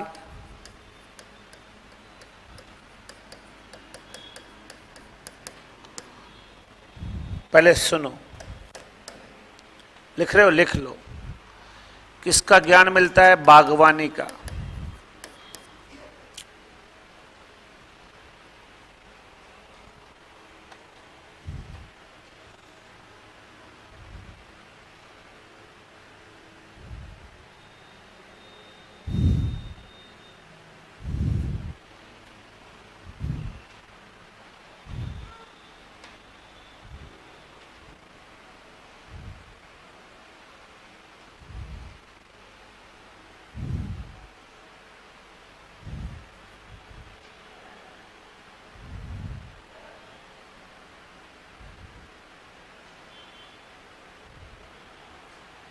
ठीक, अब इसको सुनो भाई। अलग अलग दो अर्थ होते हैं, इनमें श्लेष अलंकार भी छुपा हुआ है, श्लेष भी छुपा हुआ है ना। हाँ है ना। श्याम का मतलब कृष्ण भी है और श्याम का मतलब काला भी है। हरे का मतलब हरा भी है और हरे का मतलब खुशहाली भी है, हरियाली भी है। ठीक है। लग्यो सुमन, पहले इसका सामान्य अर्थ समझिए, सामान्य, फिर विशेष बताते हैं। सामान्य अर्थ क्या है? फूल लगाए, कोई पेड़ है उस पर फूल आया है थोड़ा सा, है सफल। अब फूल लगाए ना तो सफल भी होंगे, मतलब उस फूल का फल भी बनेगा। ठीक है। आतप रोष निवार, अंदर की गर्मी को खत्म करो। अगर गर्मी रही ना पेड़ में तो फूल मुरझा जाएगा और मर जाएगा, इसलिए उसमें क्या देते हैं अपन? पानी, ताकि वो फूल उसकी गर्मी मर जाए और वो फल में कन्वर्ट हो सके। बारी, माली अपनी बाड़ी को, माली तो अपनी बाड़ी को, सींच सुहृदय बारी, प्रेम से पानी से सींच। तो तू प्रेम से पानी सींचेगा ना तो क्या होगा? अंदर गर्मी मर जाएगी और जो फूल था, जो फूल लगाए वो क्या हो जाएगा? सफल हो जाएगा। तो उसमें मतलब फल भी बन जाएगा। ये तो हो गया इसका नॉर्मल अर्थ। अब इसका अर्थ दूसरा सुनो। लग्यो सुमन, अभी फूल लगाई है, मतलब अभी तेरा है ना नायिका से प्रेम स्टार्ट हुआ ही है, मतलब अभी तेरे और नायिका के बीच में प्रेम स्टार्ट हुआ है, मतलब कल ही नंबर दिए थे एक दूसरे के। ठीक है, बातचीत शुरू हुई है अभी। है सफल, आगे सफल भी होगा, मतलब प्रेम परवान भी पड़ेगा, चढ़ेगा, शादी तक पहुंच जाएगी बात, या शादी भी हो जाएगी। पर क्या कर? आतप रोष निवार, लेकिन तू अंदर की गर्मी खत्म कर। अब शुरुआत में प्रेम में क्या होता है?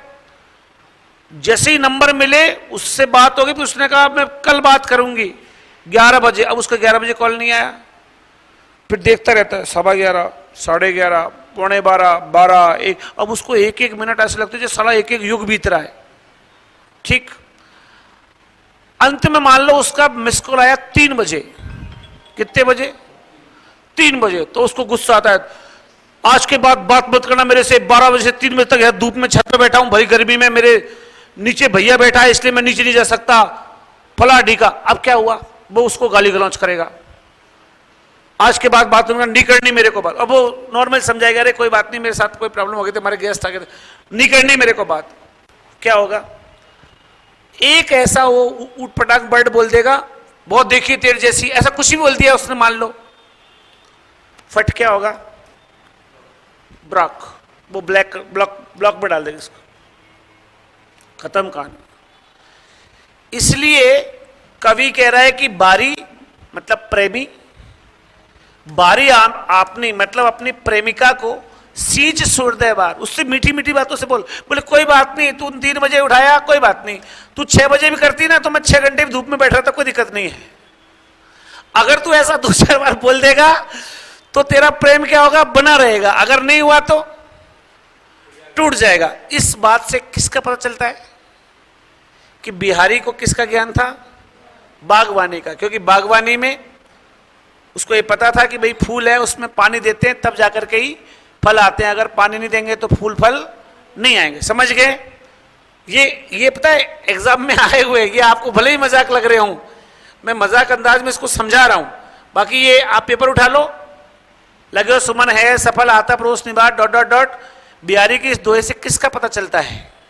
आंसर बागबानी। ठीक है, तीसरा सुनो, ये लिख लिया आपने, लिख लिया था? तीसरा सुनो, अपने अंग के जान के जौवन नृपति प्रवीण,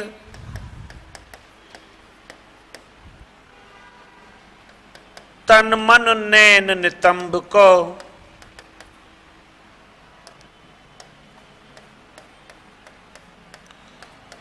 बड़ो इजाफो कीन।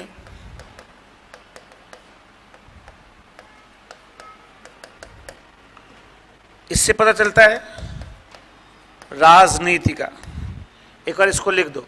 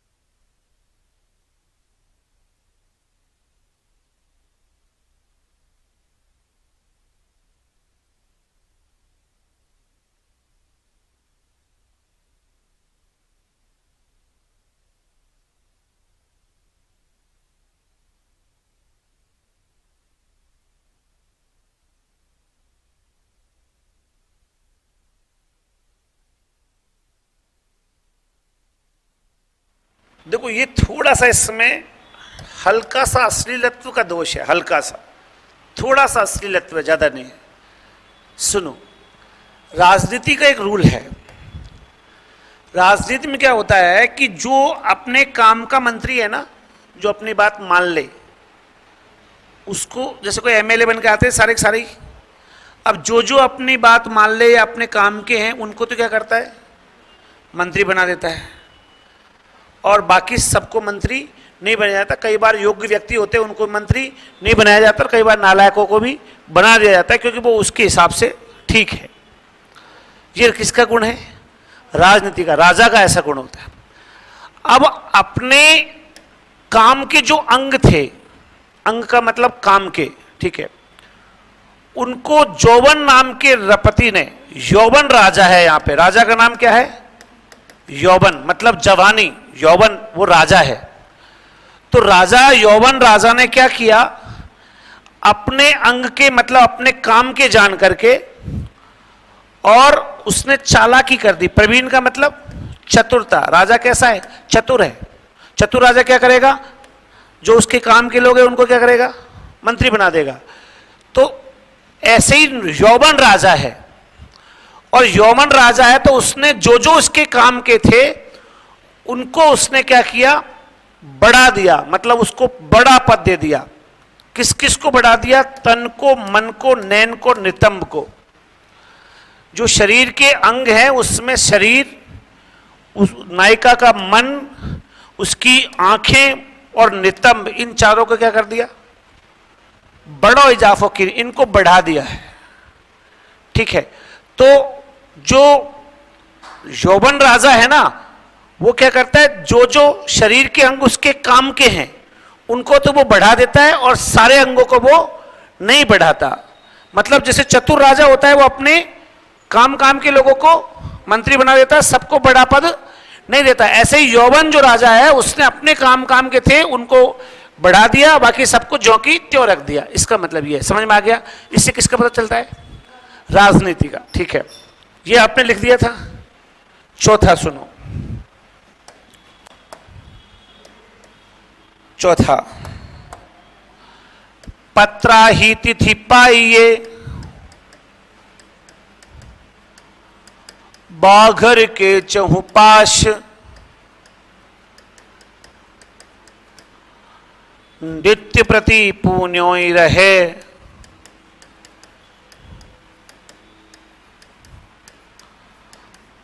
आपन ओप उजास,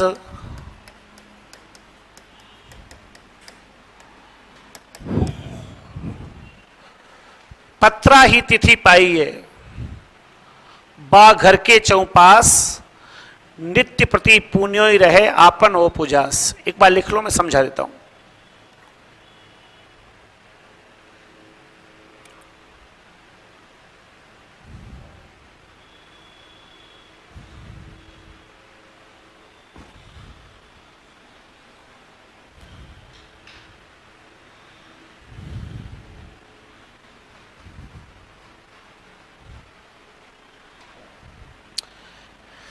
किसका पता चल रहा है? नक्षत्र शास्त्र का।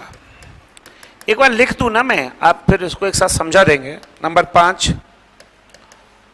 सनिक जल चख झक लगन,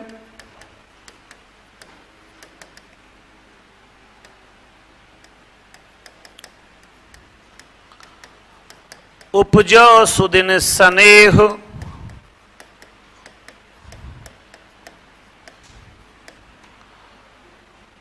क्यों नृपति है भोगी वे,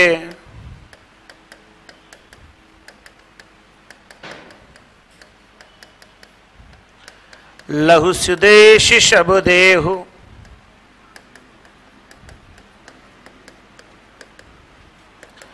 इसकी जानकारी मिलती है ज्योतिष शास्त्र। इसको आप नक्षत्र शास्त्र लिख सकते हैं, ठीक है। लिख दो भाई साहब, लिख दो एक बार। मंगल बिंदु सुरंग, मुख शशि केशर आडि गुरु,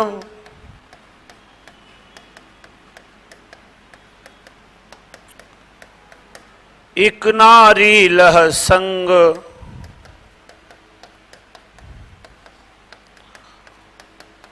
रसमय किए लोचन जगत,